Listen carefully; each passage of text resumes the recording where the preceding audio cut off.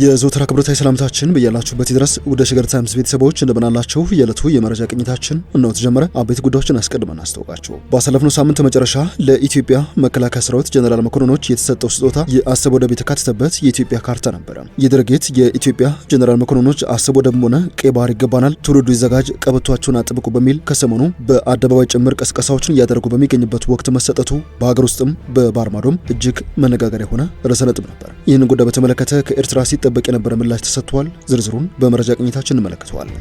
በእስራኤልና በሶማሊላንድ ታሪክ የመጀመሪያ የሆነ ጉብኝት በእስራኤል ውጭ ጉዳይ ሚኒስትር አማካኝነት ተደርጓል። የእስራኤል ውጭ ጉዳይ ሚኒስትር ለመጀመሪያ ጊዜ ለይፋዊ ጉብኝት ሶማሊላንድ ሀርጌሳ ገብተዋል። አፍሪካ ቀንድ በአዲስ ያለ አሰላለፍ እየተናጠ ይገኛል። ሌላኛው የቅኝታችን ትኩረት ይሆናል። የዓለማችን ቁጥር አንድ መነጋገሪያ ርዕሰ ነጥብ የነበረው የቬንዙዌላ ፕሬዝዳንት ኒኮላስ ማዱሮ በአሜሪካ ልዩ ወታደራዊ ዘመቻ መማረካቸው በስተመጨረሻም በአሜሪካ መሬት በአሜሪካ ፍትህ ስር ፍርዳቸውን ያገኛሉ በሚል ችሎት ፊት መቅረባቸው ነበረ። ለ40 ደቂቃ ያክል የተካሄደው እጅግ መነጋገሪያ ሆነው የቬንዙዌላ ፕሬዝዳንት ኒኮላስ ማዱሮ የችሎቱ ምን ይመስላል? የዓለም አቀፍ መገናኛ ብዙሃኑን መነጋገሪያ ርዕሰ ነጥብ በቅኝታችን እንመለከታለን። እንደተለመደው እያደመጣችሁን አብራችሁን ቆዩ። የቻናላችን የዘወትር አክብሮታዊ ግብዣ ነው። ወደ ቀዳሚ ጉዳያችን እናምራ።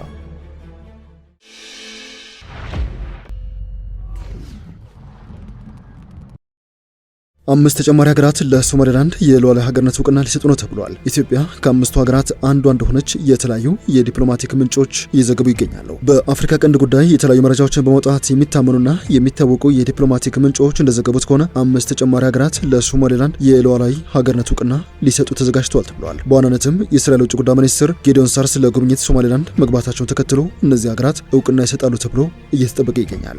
ለሶማሊላንድ እውቅና ይሰጣሉ ተብሎ ከሚጠበቁ አምስት ሀገራት መካከል ኢትዮጵያ፣ ህንድ፣ የተባበሩት አረብ ኤምሬትስ፣ ሞሮኮና ኬንያ ናቸው ተብሏል። አንዳንድ የመረጃ ምንጮች እንደሚሉት ከሆነም የእስራኤል ውጭ ጉዳይ ሚኒስትር ጌዲዮን ሳር ሶማሊላንድ ሀርጌሳ ከገቡ በኋላ የሶማሊላንዱ ፕሬዝዳንት አብዱላይ መሐመድ ኢሮ የኢትዮጵያና የሶማሊላንድ ድንበር ከተማ ወደሆነችው ቶጎ ጫሌ ያመራሉ ብለዋል። ፕሬዝዳንቱ አብዱላይ ኢሮ ወደ ቶጎ ጫሌ ይጓዛሉ የተባለው ከኢትዮጵያ ጠቅላይ ሚኒስትር አብይ አህመድ ጋር ለመገናኘት ነው ሲሉ ይፋ አድርገዋል። የመረጃ ምንጮቹ እንደሚሉት ከሆነ ለሶማሊላንድ ተጨማሪ የሀገርነት እውቅና ይሰጣሉ ተብሎ ከሚጠበቁ ሀገራት መካከል አምስቱ ዛሬ ከሰዓት አቋማቸውን በይፋ ያረጋግጣሉ ብለዋል። በዚህ ጉዳይ ላይ እስካሁን ከኢትዮጵያም ሆነ ስማቸው ከተጠቀሱ ሌሎች ሀገራት ዘንድ የተሰጠ መግለጫ የለም።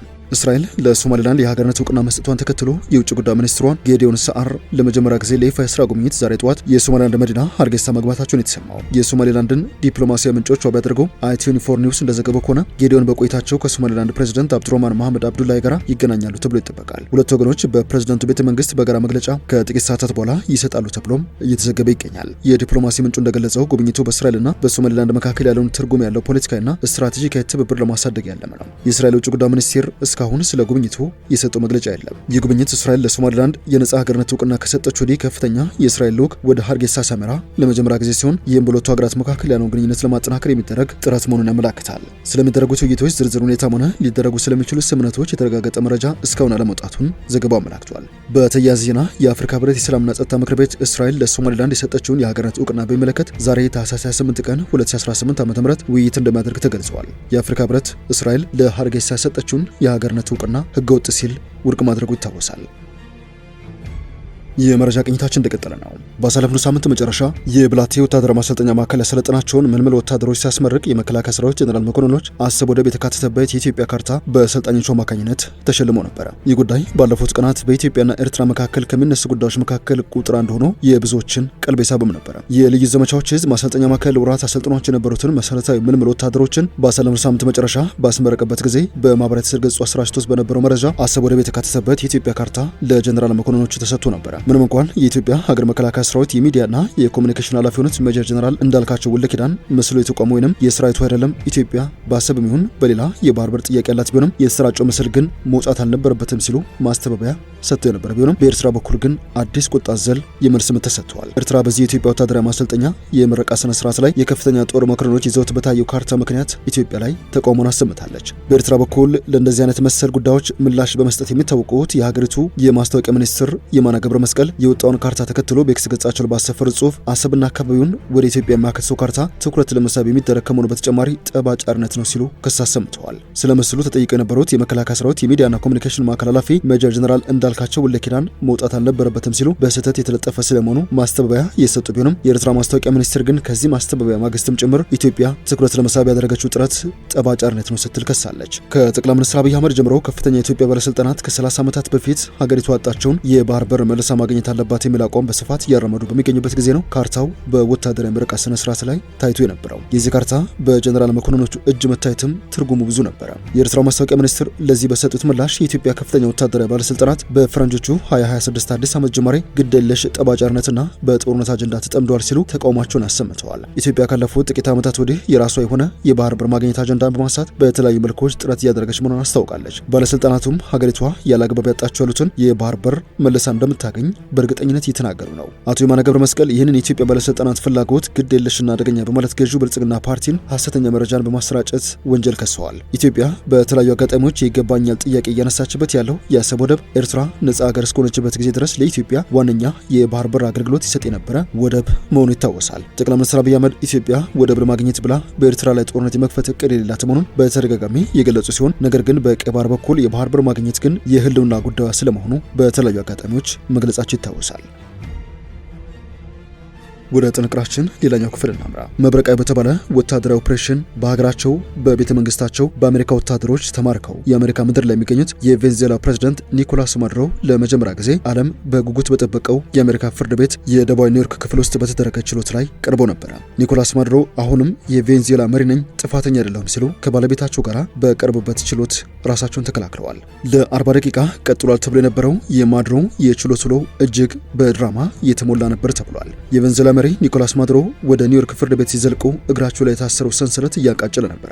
ማዱሮ ችሎቱን ወደ ሞሉት ጋዜጠኞችና ታዳሚዎች ዞር ብለው በአፈናን የመጣሁት ሲሉ ድምጻቸውን አሰማው። የቬንዙዌላ መሪ ወደ ፍርድ ቤቱ ከገቡ ከደቂቃዎች በኋላ የ92 ዓመቱ ዳኛ ኤልቪን ሂለርስታይን ማዱሮ ኖት አይደል ሲሉ ማንነታቸውን ጠይቋቸው፣ አዎ እኔ ማዱሮ ነኝ ጌታዬ፣ እኔ የቬንዙዌላ ሪፐብሊክ ፕሬዝዳንት ነኝ፣ ከጥር 3 ጀምሮ በአፈና ነው ወደዚህ የመጣሁት ሲሉ ረጋ ባለ ስፓኒሽ ቋንቋ ሲናገሩ መለሱ።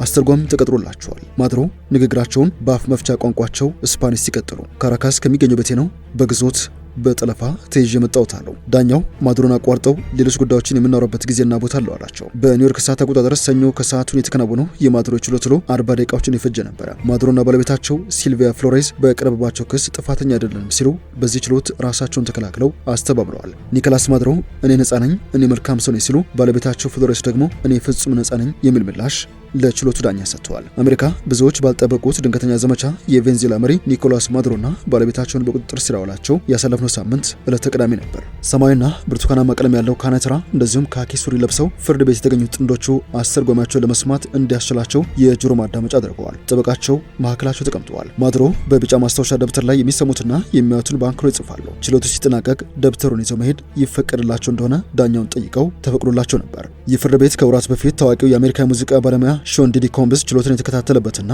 ፍርድ ያገኘበት ነው። ማዱሮ ወደ ችሎቱ ከዘለቁ በኋላ አዳራሹን ለሞላው ታዳሚ ሰላምታ ሰጥተዋል። ፊታቸው ላይ ምንም አይነት ስሜት ማንበብ አይቻልም። እርጋታ ተላብሰዋል። ችሎቱ ሲጠናቀቅም ከታዳሚዎች መካከል አንዱ ብድግ ብሎ ለወንጀልህ ዋጋ ትከፍላለህ ብሎ ሲጮህ እንኳን በእርጋታ ነው ሲመለከቱ የነበረው። የኒኮላስ ማዱሮን ችሎት በግንባር ተገኝተው ሲከታተሉ የነበረው መገናኛ ብዙሃን እንደዘገቡት ማዱሮ በወቅቱ እኔ ፕሬዝዳንት ነኝ፣ የጦር እስረኛ ነኝ ሲሉ በስፓኒሽ ለግለሰቡ ምላሽ ሰጡ። እንባ የተናነቀው ግለሰብ እንዲወጣም መደረጉን ዘግበዋል። የችሎት ውሎ ለአብዛኞቹ ታዳሚዎች ስሜታዊ ነበረ። ቬንዙዌላዊቷ ጋዜጠኛ ማይቦርት ፔቲት ችሎቱን ለመታደም ተገኝታለች። ለዓመታት የማዱሮ መንግስት ስራ ስትዘግብ ቆይታለች። አሜሪካ ማዱሮን በቁጥጥር ስር ለማዋል ባደረሰችው ጥቃት ካራካስ የሚገኙ ቤተሰቦቿ ቤትም ጉዳት እንደደረሰበት ነው የሚነገረው። የቀድሞዋ የሀገሯ መሪ የእስር ቤት ልብስ ለብሰው እግራቸው በካቴና ታስሮ በአሜሪካ የፖሊስ መኮንኖች እየተመሩ ወደ ችሎቱ ሲገቡ ማየትም የፈጠረባት ስሜት ከባድ ነበር። የማዱሮ ባለቤት ፍሎሬስ ብዙም ድምጻቸው አልተሰማም። አይናቸውና ግንባራቸው ላይ ፕላስተር ለጥፈዋል። ጠበቃዎቻቸው በቁጥጥር ስር ሲውሉ የደረሰባቸው ጉዳት ነው ሲሉ ገልጸውታል። ጠበቆቻቸው ትክክለኛ ሕክምና አገልግሎት ሊሰጣቸው ይገባል ሲሉ ፍርድ ቤቱን ጠይቀዋል። ምናልባትም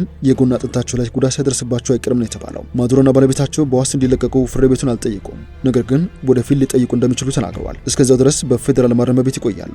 አሜሪካ ማዱሮን በእጽ ሽብርተኝነት ሴራ፣ ኮካይን በማስመጣት እንደዚሁም የጦር መሳሪያና በሌሎች አጥፊ መሳሪያዎች ሴራ ተከሳቸዋለች። ፍርድ ቤቱ ቀጣይ ችሎት ውሎ ለመጋቢት 8 2018 ቀጠሮ ሰጥቷል። የተወደዳችሁ የሸገር ታይምስ ቤተሰቦች የዕለቱ የመረጃ ቅኝታችን ያደመጣችሁትን ይመስላል። ስለሰማችሁን አመሰግንን። በያላችሁበት ሰናይ ጊዜ